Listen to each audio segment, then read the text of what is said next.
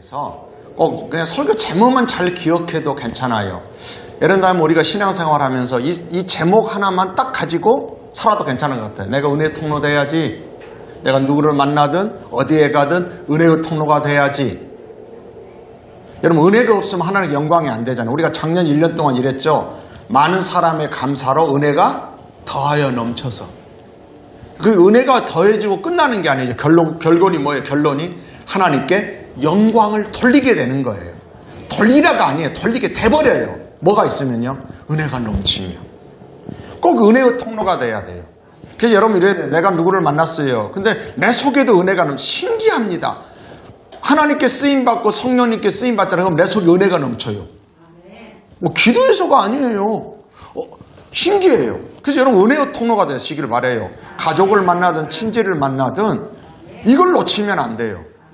아멘, 아멘. 할렐루야. 하나님께서 우리에게 주신 기회가 2022년이라고 했잖아요. 그리고 새해 첫 달, 이렇게 오늘이 1월 31일이잖아요. 30일? 30날. 그래요. 한 달을 거의 살아왔어요. 그리고 마지막 주일을 맞이했어요. 설날, 명절, 연휴가 시작되었습니다. 여전히 우리는 주의 풍성한 사랑을 힘입어 주의 전에 나와 하나님을 경외함으로 예배하는 예배자로 여기 있습니다. 그런 우리는 복 있는 사람들입니다. 끊임없이 의식이 필요합니다. 나 여기 있는 거 복 있어. 여러분, 절대 이건 내가 마음대로 되는 게 아닙니다. 그냥 되니까 된 것 같지만 결코 그렇지 않습니다. 이거 하나님의 은혜입니다. 할렐루야. 그리고 오늘은 임직감사 예배로 주님께서 부르시고 맡겨주신 직분에 감사하는 시간입니다. 여러분, 하나님의 방법은 참 저는 목회를 하면서 이런 생각을 해봐요. 천사를 동원해서 전도하면 참 쉽겠다 이런 생각을 해봐요. 천사. 왜냐하면 천사는 영적 존재이니까 방문을 걸어 잠궈도 딱 들어갈 수 있죠. 꿈에도 나타나가지고 그러잖아요. 막 까불면은 천사를 딱 보내가지고 천사가 모가지를 딱 잠자고있는데 딱 발라받고, 야, 너 까불래? 그걸 한 3일 정도만 한다고 해봐요. 그럼 어떨까요? 쉬울까 안 쉬울까? 참 쉬울 것 같다. 그래서 제가 한동안 이렇게 해봤어요. 하나님, 왜 저희들에게 연약한 우리에게 전도를 하라고 목회를 하라겠냐고. 그리고 이렇게 하시면 좋잖아요. 하나님이 이렇게 한 달은 고사하고 1년에 한 번씩만 강단에 딱 오시면 어떨까요? 야, 상상해봐요. 와, 그러면요, 그 날이 되면 진짜로 하나님이 나타나신다면, 근데 여러분 그렇게 안 하시는 게 이제 문제예요. 아무리 그렇게 생각해도 하나님이 그렇게 안 한다고 정해놨어요. 그러니까 우리가 뭐 아니면은 내가 상상하고 생각하는 대로 되는 게 아니라 하나님이 정해낸 대로 사는 거예요. 연약하면서. 그래서 결국은 받아들이는 게 뭐냐면 연약한 나에게 목사로, 화평교회 담임 목사로 세우셨고, 아멘? 그러니까 저 같은 경우는 이제 저는 굉장히 영혼을 소중하게 여기는 그런 것을 갖고 있어요. 그러니까 어떻게 보면 애간장이 녹아버려요. 애간장이 녹아. 저도 이제 병원에 갔는데 혈압이 160 넘으니까 접종을 하려고 하는데 안 주는 거예요.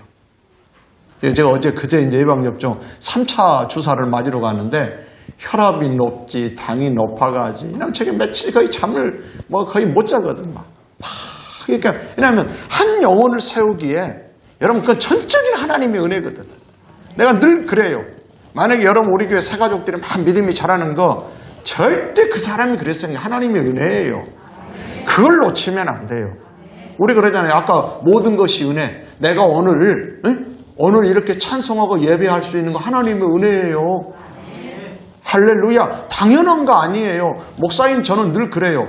하나님께서 저에게 메시지를 주시고 내 속에 그 간절함과 갈급함을 주시고 이게 은혜지, 만약에 제 안에 이런 마음들이 없어져 버리면요, 물론 하긴 하겠죠. 근데 이게 주신 것이 은혜예요. 마음을 주시는 게, 할 마음을 주시고 간절함을 주시고. 그러니까 연약하니까 힘은 들지만 애간장이 녹아가지만 그런 나는 이것을 하나님께 감사하게 생각해요. 왜냐하면 이건 상급이라고 여겨져요. 상급이라고. 여러분, 하나님의 방법은요, 사람이에요. 그렇게 연약함에도. 그러니까 능력 있는 사람을 하나님이 찾는 게 아니에요. 왜냐하면 능력은 하나님에게 있어. 여러분, 돈이 많은, 여러분들이 돈은 한 수천조가 있다고 합시다. 그런 사람의 돈이 필요한 게 아니에요. 누가 필요할까요? 사람이 필요하지. 우리 하나님이 그래요. 여러분, 주님이 교회를 세우시더라도 주님이 세우신다고 했어요. 저에게는 그런 배짱이 있어요. 주님이 세우신다고 하셨어요. 그 주님의 교회예요. 그리고 음부의 권세가 이기지 못하랴. 그래서 알고 있어요. 음부의 권세가 이기고 음부의 권세가 얼마나 교회를 방해하는지. 저희 교회도 저도 거의 여수 온 지 한 30년의 그 목회, 여수 와서의 목회를 보면 가장 중요한 리더 그룹에 딱 서는 집사들이나 이런 사람들을 마귀가 얼마나 뒤흔드는지 수도 없이 봐왔어요. 그러니까 다른 그 리더들이 있고 밑에 있을 때 그렇게 겸손하게 잘하다가 깨어있고 막 그러다가 자기가 리더 되면 둔해져 있어요. 그럼 결국은 마귀 밥이 돼가지고 어떻게 그렇게 바뀔 수 있을까? 근데 답은 딱 하나예요. 제가 그때에도 막 연초에 금식하며 기도하러 가서 그 기도원에 가서 금식 기도하면서 그 영혼을 살려보려고, 그러면 그 사람은 의도적으로 무릎을 꿇고 와서 목사님께 잘못했다고도 하지만 또 사로잡히고 반복되고 결국은 자기도 교회 안 나오고 자기 부인 교회 나가나 자해야 하고, 얼마나 마귀는 잔인한지. 그래서 제가 기도원 가서 기도를 해서 하나님 어떻게 하면 좋겠더니 주님이 저에게 이런 말씀하셨어요. 나도 가룟 유다 못했어. 이건 능력의 문제가 아니에요. 사랑의 문제로 가룟 유다에게 분명히 기회를 줘요. 너 중에 한 사람이 나를 팔 거야. 기회를 준대도요, 이건 주님이 능력이 없어서가 아니에요. 그 말은 뭐냐면 나한테 내려놓으라는 것이었어요. 하도 안 하니까는 사모님 꿈에 딱 사울을 떠나보내라. 야, 이런 말씀도 하시고 막. 사울 왕이잖아요. 사무엘 선지자가 사울의 모습을 보고 마음 아파하니까 하나님께서 그만 기도해 딱 하시잖아요. 그러니까 하나님의 방법은 사람이에요.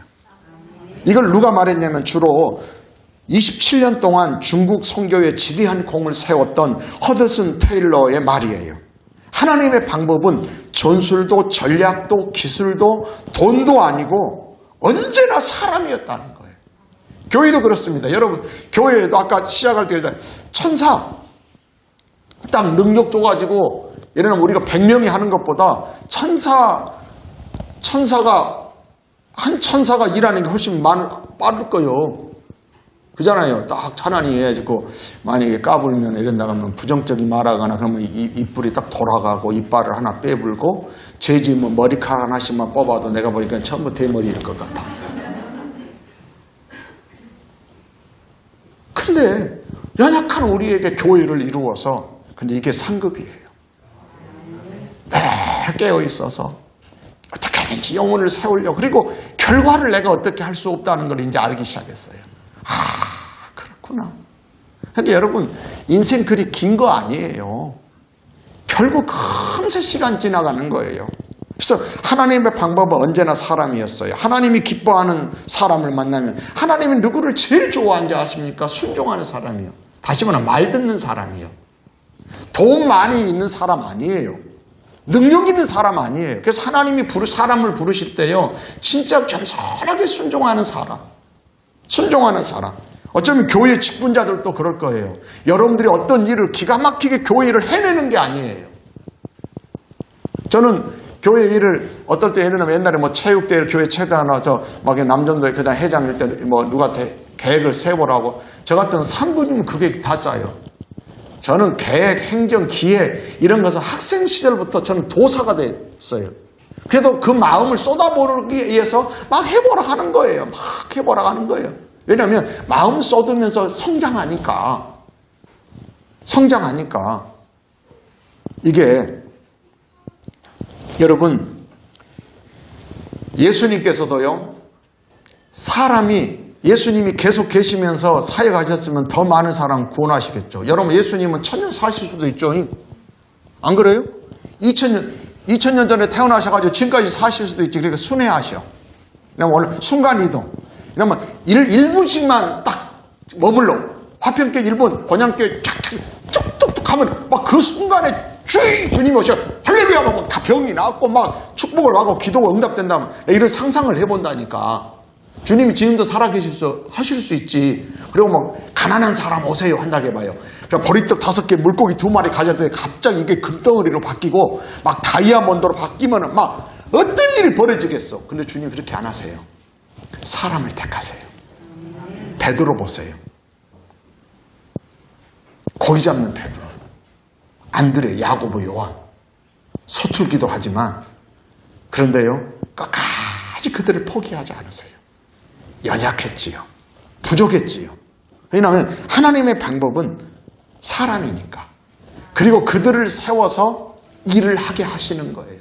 그리고 그들을 통해서 복음이 증거되기를 원하는 거예요. 아까 천사 아니면 예수님이 계속 계시면서 그 일을 하시면 훨씬 잘하실 수 있는데도 우리에게 그 일을 맡기신 거예요. 그래서 교회에는 본질적으로 사람이 중요한 거예요. 여러분 교회 그릇은 그래요. 대부분 그래요. 교회 그릇은 이제 교회의 항존직들의 수준이에요. 그러니까 여러분 더 깨어 있어야 돼요. 아무리 교회를 위한 것 같고 주를 위한 것 같아도요. 그곳에서 생명의 역사가 일어나야 되고 은혜의 역사가 일어나야 돼요. 만약에 그것이 아니면 정말 알아야 돼 이거. 아멘. 굉장히 이게 중요해요. 할렐루야. 우리 교회도 시간의 흐름에 따라서 권사들을 세웠어요. 안수집사도 세웠어요. 그리고 매년 서리 집사를 세우게 됩니다. 코로나19 상황 속에서도 신임 직분자들을 세울 수 있어서 정말 감사했어요. 제가 그래서 한번 설교 원고에 한번 작년 2021년 신임 집사 7명을 세웠더라고요. 강철, 김형수, 양정순, 정형심, 지영숙, 오선미, 고옥심. 이 7명인데 얼마나 고마운지 몰라요. 지금 여러분 이름 불러봤더니 이 직분자들을 세웠는데 얼마나 신실하게 애를 쓰고 정말 막 이분들 뭐 오케스트라도 하지 뭐 여러 가지 교회도 청소도 하지 막 새벽 예배부터 나름대로 이러는 거예요. 너무 기뻤어요. 신임권찰 작년에 보니까 최무영 권찰을 세웠더라고요. 그래서 올해 또 직분자를 세웠어요. 신임지사 5명. 작년에 7명, 올해 5명이면 몇 명이죠? 12제자예요. 거기에 가룟유다 없기를 바랍니다. 가룟유다는 그때 가룟유다로 끝나. 또 어떤 사람 12명 중에 1명 꼭 있어야 된다고 성경이 어디 그래? 그건 그때로 끝나. 12명이 신실한 제자들처럼 이하나, 이정님, 양아름, 정영화, 방혜민. 생각하면 그렇게 가슴이 이렇게 뛰어요. 기뻐요. 이 12명의 이름을 한번 불러보니까 여러분 사람이라는 그래요.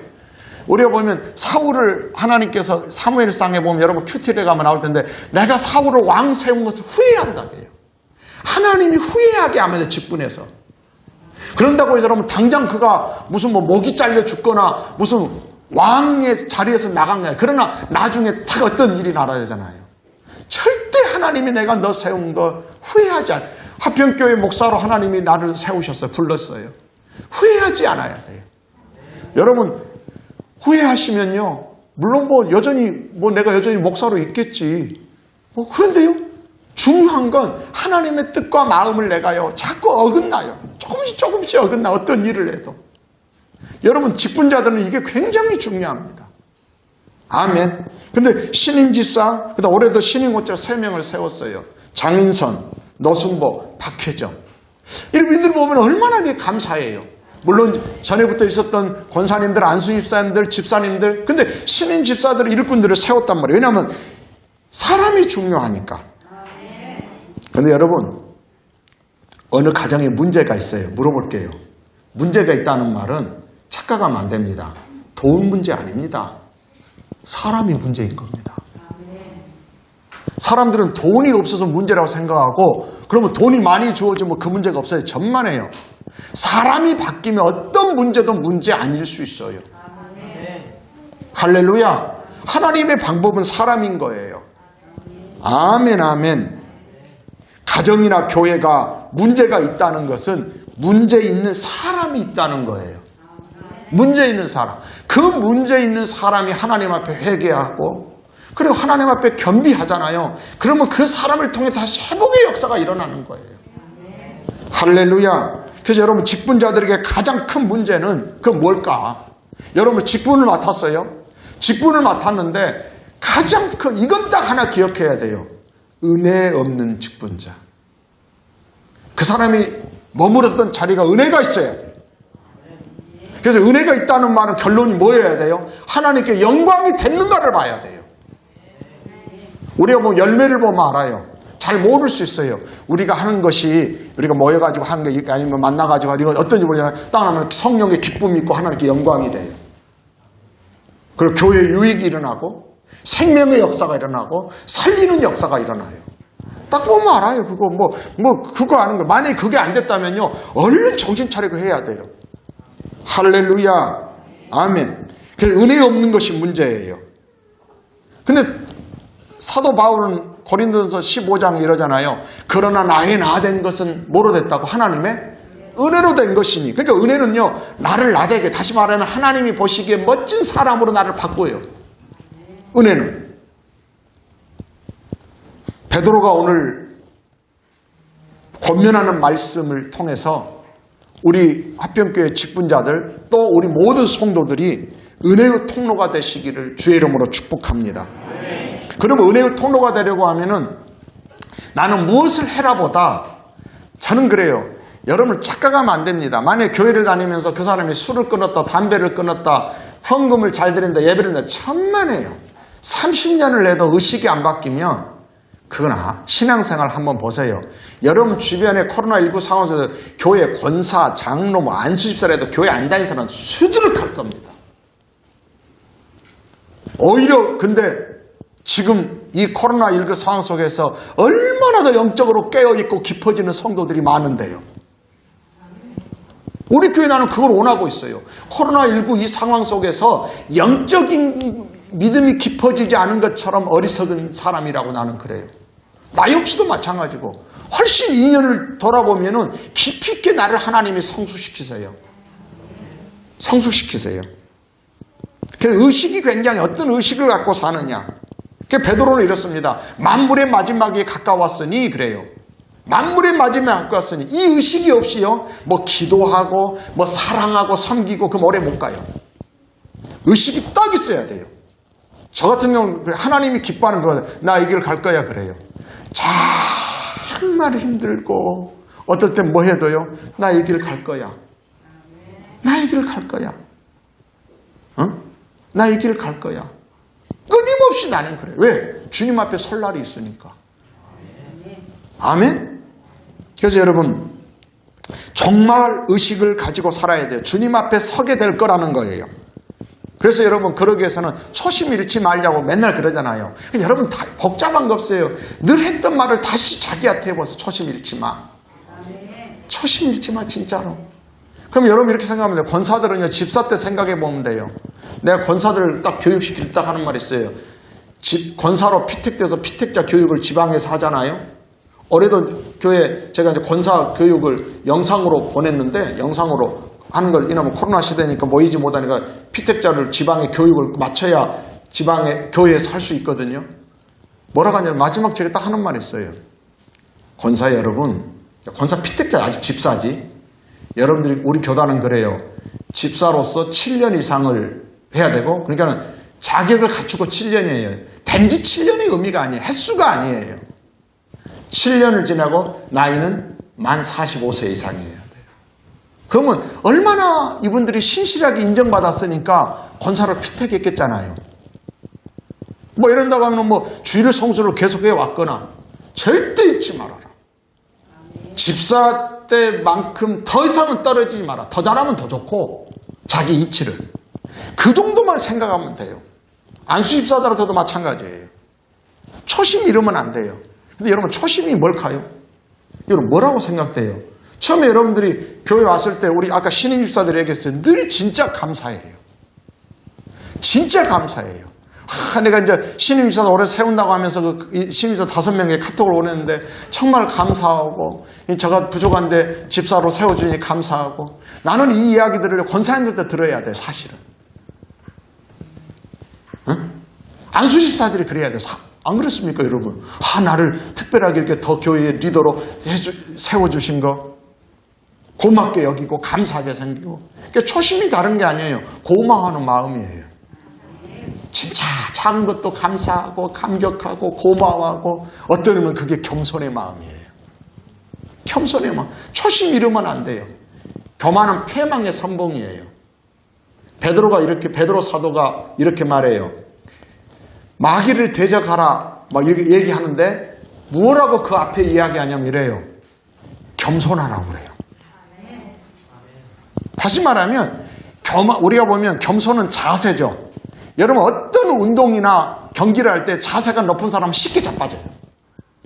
딱 자세를 고정하고 있으면 밀쳐도 안 자빠지고, 근데요 딱 이렇게 있잖아요. 그러면요 쉽게 자빠져요. 겸손으로 허리를 동이라고 해요. 초심 잃지 말아야 돼요. 주님 앞에 설 거니까.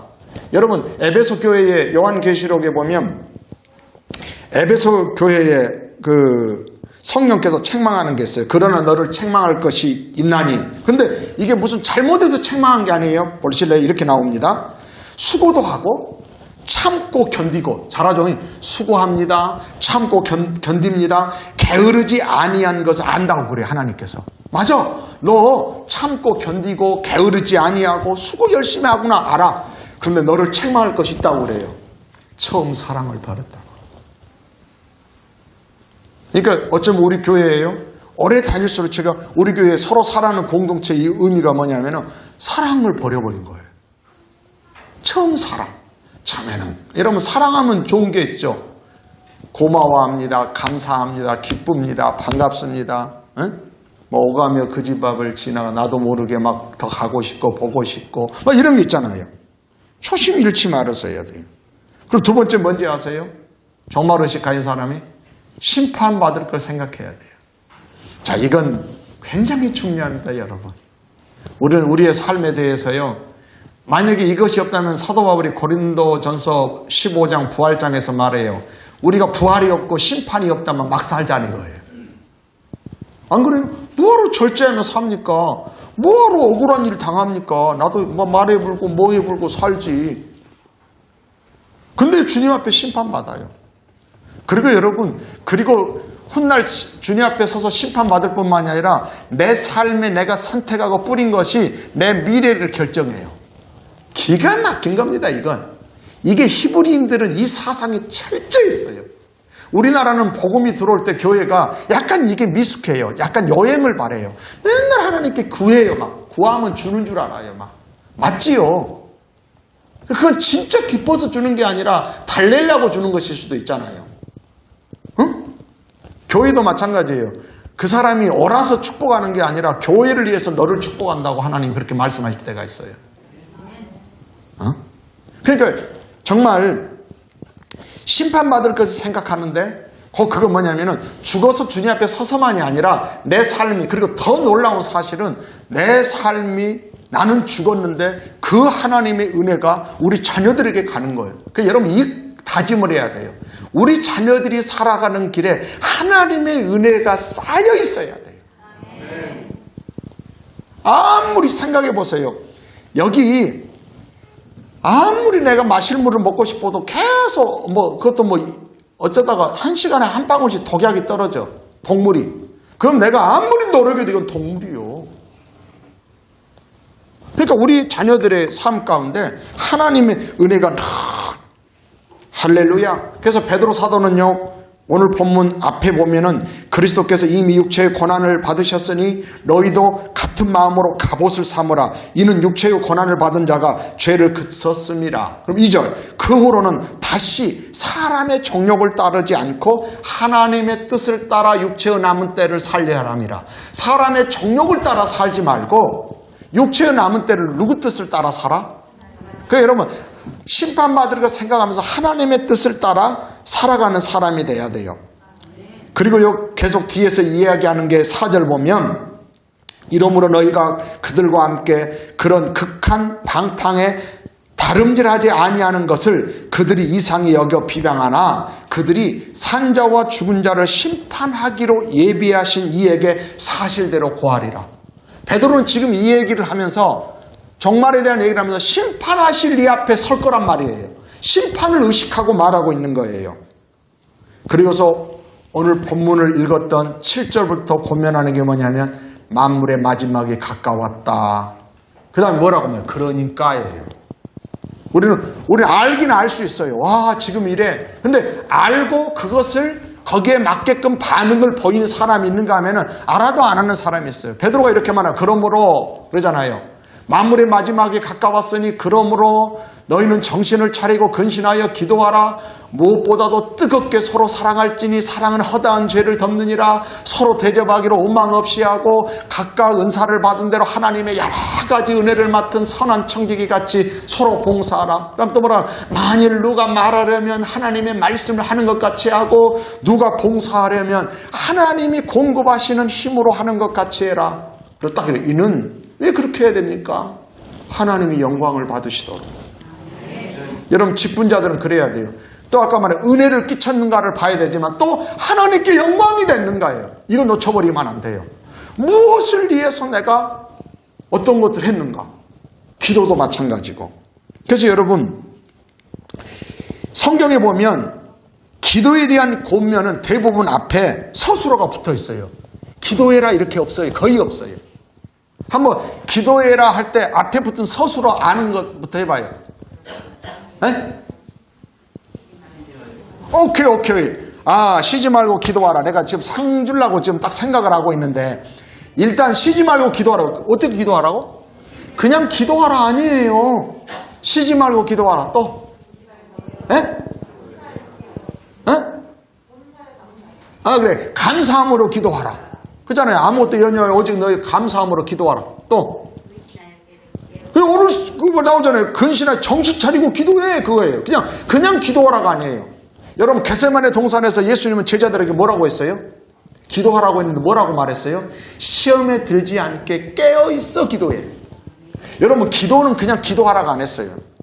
왜 그러냐면 왜 이렇게 했을까를 제가 생각해 보는 거예요. 아니 왜 그냥 기도하라고 하지 않고 베드로도 만물의 마지막에 가까웠으니 그러므로 너희는 정신을 차리고 근신하여. 참 설명도 많이 해요. 정신을 차리고 근신하여 깨어. 세 가지나 말했네. 여러분 만약에 기도가 깨어있지 않잖아요. 정신 안 차리잖아요. 기도해가지고요. 기도했는데 더 훨씬 더 악해질 수 있어요. 어떤지 아세요? 자기 욕심으로 딱 구하잖아요. 그러면 하나님이 응답 안 해줬다고 삐져요. 나쁜 하나님 만들어놔요. 무능력 하나님 만들어놔요. 사람의 본능 속에는 뭔가를 우리나라 사람만이 아니라 모든 세계 인류는 신에게 뭔가를 구하는 그런 마음이 우리에겐 있어요. 그러니까 하나님께 구하든 조상에게 구하든 방식은 다를 수 있죠. 조상에게 그것도 구하는 거잖아요. 다른 종교에게 막 구해요. 근데 여러분 성경적인 기도는 그게 아니에요. 기도하면 주는 개념이 아니에요. 먼저 하나님이 구하기 전에 우리에게 있어야 할 거 아세요. 그리고요, 먼저 내가 이걸 붙잡았잖아요. 그러면 덤으로 다른 거 막 주세요, 막. 그러니까 기도를 할 때에 반드시 서술어가 있어요. 그래서 오늘 본문에 보면 정신을 차리고라고 했잖아요. 이건 예전에도 설명했지만 헬라어로 소프로네 사태? 어려워. 이게 온고이는 있지만, 근데 사람들이 이거 좋아하더라고 막 쓰더라고. 그 쓰면 뭐해? 안 써도 돼요. 소리라는 뜻과 마음이라는 뜻의 합성어예요. 뭐가요? 정신 차리다라는 것은 소리라는 뜻과 마음이라는 것의 합성어라니까요. 그럼 무슨 말이냐면 어떤 소리를 듣고 정신 차리는 거예요.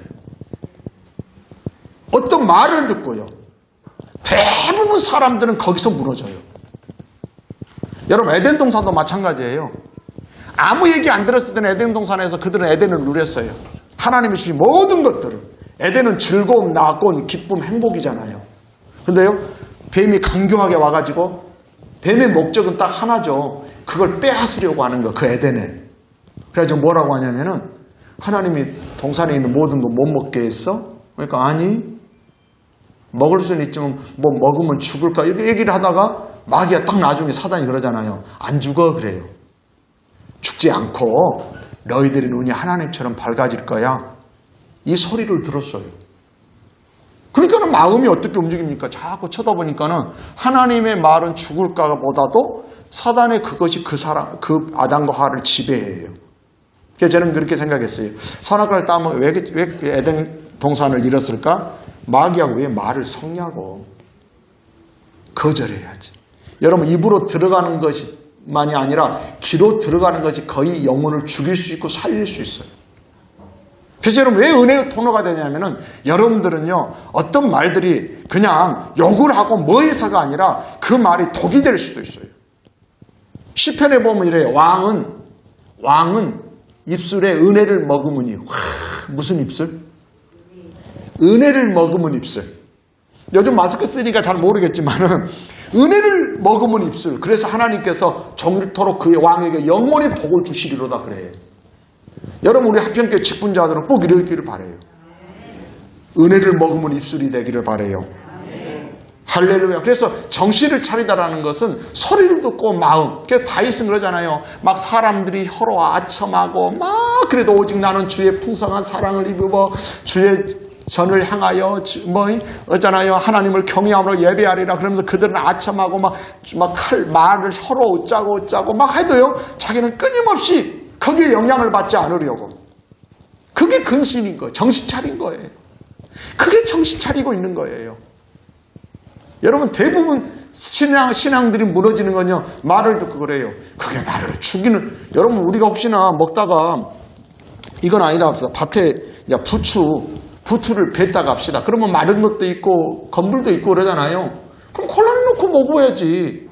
입으로 들어가는 것은 그렇게 하면서 여러분 이 훈련을 해야 돼요. 나를 죽이는 건지 어떤 건지 거절하고. 아멘. 그래서 기도를 할 때요. 정말 마음의 중심을 잡고 다윗은 이걸 참 잘 보여줘요. 소리를 듣고서도요. 막 하나님이 안 도와줄 거야. 막 하나님께 버림받았어. 막 네 하나님 어디 있어? 뭐라고 해도 그는요. 오직 나의 반석이신 하나님. 나 힘이 되신 하나님. 내가 주님을 사랑하고 그 사랑을 힘입어 내가 성도를 향하여 경외함으로 나 예배드리겠습니다. 끊임없이 그렇게 고백하는 것을 볼 수 있어요. 여러분 왜 이렇게 베드로는 권면할까요? 자, 오늘 본문에 보면 정신 차리고 뭐 하라겠냐면은 이게 있어요. 기도하고. 자, 저를 한번 따라서 기사대봉. 내가 이게 참 이렇게 애우기 쉽게 했어요. 오늘 명절에 기사대봉이 뭔 대봉? 기사회생, 기사대봉. 기사대봉. 기도를 하라 이거예요. 베드로의 권면. 두 번째는요. 사랑하라는 거예요. 대는요. 대접하라는 거예요. 봉은요. 어떻게 하세요? 뭔 봉? 기사대봉. 근데 이 네 가지 다 서술어가 있어요. 그냥 기도하고 그냥 사랑하고 그냥 대접하고 그냥 봉사라는 게 아니에요. 다 서술어가 있어요. 왜 그러냐면 하나님은 그 하는 자체를 보고 그것보다 어떤 자세와 태도를 했냐 이거예요. 여러분 예물을 드립니다. 헌금을 드리는데요. 이런 자세로 드려야 돼요. 하나님이 내게 건강 주셨어요. 일할 수 있는 일터를 주셨어요. 그래서 우리는 감사해 드리는 거예요. 이 자세와 그래가지고 아이고 내가 예를 나가면 우리 젊은이들을 보니까는 막 그 성과금도 막 1000만 원씩도 받고 막 이렇게 회사들 잘 들어가가지고 와 막 11조가 100만 원이네. 막 그러면 와 이 100만 원이면 뭐 하나 사겠네 집에 뭐 하겠네 이럴 수도 있잖아요. 생각 그렇게 할 수도 있지.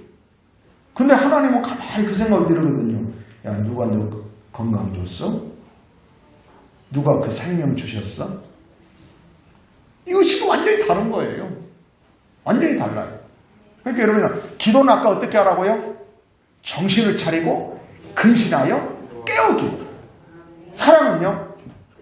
뜨겁게 서로 살아. 근데 여러분 목적이 있지. 사랑했다고 중요한 거예요. 허다한 죄를 덮어야 돼요. 존재하는 게 아니라. 제가 그래서 우리 교회도 그러잖아요.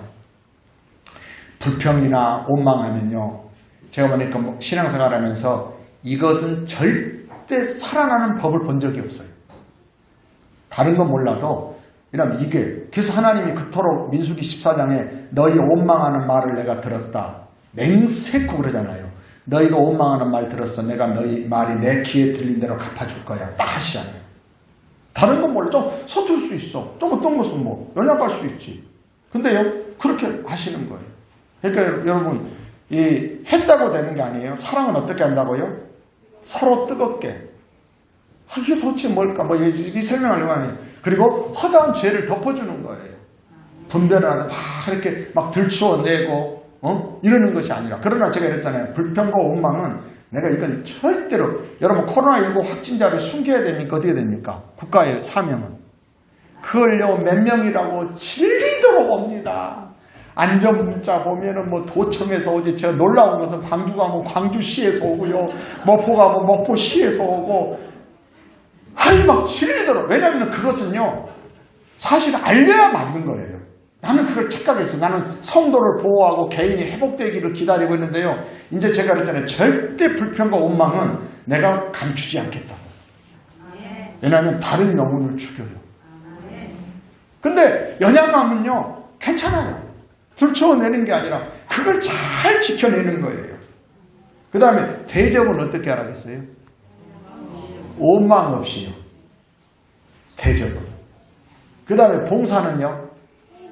하나님의 은혜를 맡은 청지기같이 봉사하라는 거예요.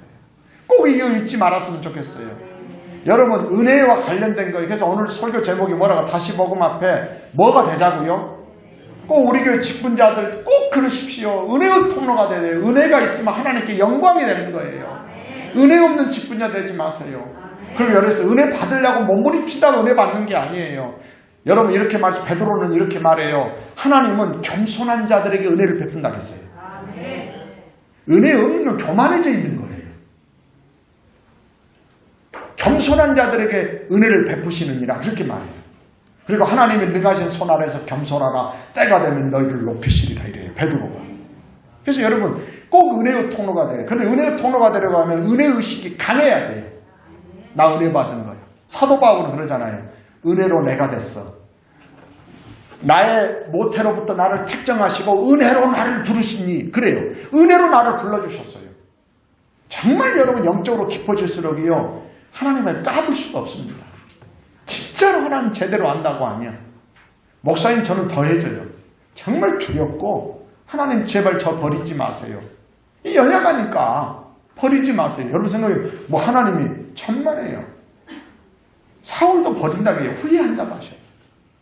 그래서 제가 제일 두려운 거 뭐냐면 하나님이 제게 메시지를 안 주시는 거예요. 그럼 내가 막 설교해야 돼. 그럼 계속 그게 하나님이 말씀하고자 하시는 말씀을 저의 입술을 통해서 선포될 수 있도록.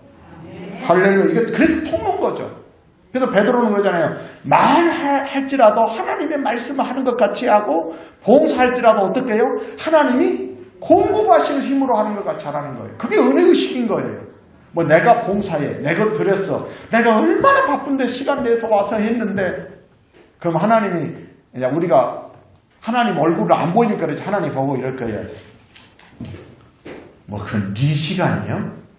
천만에요. 내일 아침에 우리 못 일하면 다 죽을 사람이에요. 시간도 하나님의 것이에요. 내일은 내 것 아니에요. 하나님 허락하셔야 가능한 거예요. 그래서 여러분 이 은혜의식을 가지기를 바라요. 은혜의식 가운데 두 가지를 해야 돼요. 은혜 받은 자라는 의식을 가져야 돼요. 나 은혜 받았어. 그게 전에 아까 우리 은혜 찬송해 보면 어린아이 시절과 지금까지 내가 주를 믿고 예배하고 찬송하는 그 은혜예요. 우리 교회 새가족들이 이렇게 막 믿음이 자랄 때 우리가 뭐 연말에 보면 화평 대상을 줬던 몇 사람들을 보면요. 문장을 써보다가 이분들에다가 뭐라고 하냐면 뭐 때문에 하나님의 은혜라고밖에 말할 수 없습니다. 진짜 은혜예요. 그리고 은혜 없으면요. 똑같아요. 그 여러분 은혜가 헛되지 않아요. 사도 바울의 자세처럼. 그리고 근데 여러분 오늘 베드로는 뭐라고 하냐. 은혜 받은 자가 아니라 은혜 맡은 자라고 해요. 자 여러분 은혜 받은 것에 머무르면 안 돼요. 자 은혜 받은 자가 꼭 은혜 받았다는 의식에서 절대 없어서는 안 될 게 뭘까요? 감사요. 받았으니까 감사해야지. 나 은혜 받았어. 직분도 은혜로. 그래서 감사하고요. 그럼 은혜 맡았다고 했을 때는 뭐가 필요할까요? 은혜를 맡았어요. 책임이 따르는 거예요. 은혜를 소멸하면 안 돼요. 근데 여러분, 사실은요, 은혜 받은 것에 대해서 많이 감사할 때에 은혜가 더해 넘쳐서 묘하게 더 하게 돼요. 신앙의 원리가 있습니다. 은혜 있는 자는 더 받습니다. 아멘? 그래서 여러분 그러잖아요. 은혜 줄 자에게 은혜 주고. 막 우리가 보면은, 저 사람이 은혜 받았으면 막 교회도 잘 안 나오니까. 근데요, 그게 신기해요. 회개할 사람이 은혜 받는 게 아니라, 진짜로 은혜 있는 사람은 막 그냥 은혜 받고요. 회개할 사람은 은혜도 덜 받고요. 근데 여러분, 그래서요, 회개할 수 않는 거, 깨닫는 거 다 은혜인 거예요. 저는 요즘 여러분께서 어떤 마음 주시는 것마저도 얼마나 감사한 은혜인지 몰라요. 어떤 생각을 가졌다가 그 생각을 바꿔 생각하면서 마음이 평안해져요. 그러면 하나님 이런 마음 주셔서 감사합니다. 만약에 제가 그런 마음이 아니라 그 앞에 마음으로 어떤 일을 했다가 하면은 얼마나 그랬겠어요. 마음 주신 것에 대해서 얼마나 감사하다고요. 여러분, 은혜 맡았다는 것은 책임이고요. 그래서 어떤 통로가 되시기를 바라요. 아멘. 꼭 은혜만 갖고만 있지 말고 자꾸 은혜. 할렐루야. 그래서 여러분, 은혜 없는 성도, 은혜 없는 직분자 되지 않길 바라고요. 은혜 없으면 하나님께 영광을 돌리지 못합니다. 마지막 다윗의 고백을 읽고 마치겠습니다. 시편 5편 이달의 말씀이죠. 7절에 나는 오직 주의 풍성한 사랑으로 주의 전을 향하여 성전에 향하여 하나님을 경외함으로 예배하리이다. 근데 그 뒤에 마지막 절이 뭔지 아세요? 마지막 절인 우리 12절에 여호와여 주는, 그러니까 예배를 그렇게 하나님을 경외함으로 예배하고 하나님의 사랑, 풍성한 사랑을 힘입어 그리고 회개함으로 이런 사람에게 뭐라고 고백하냐면 이 사람이 의인이에요. 여호와여 주는 의인에게 복을 주시고. 할렐루야. 그 다음 문장을 제가 말하려고 하는 방패로 함같이 은혜로 그를 호위하시리로다. 할렐루야. 여러분, 예배를 잘 드린 사람에게 은혜로 하나님이 호위하신다는 거예요. 그리고 31편 19절에서 다윗이 또 이렇게 고백합니다. 주를 두려워하는 자를 위하여 쌓아두신 은혜. 기가 막혀요. 그래서 다윗은 하나님을 예배해도 하나님을 경외함으로 하는 거예요.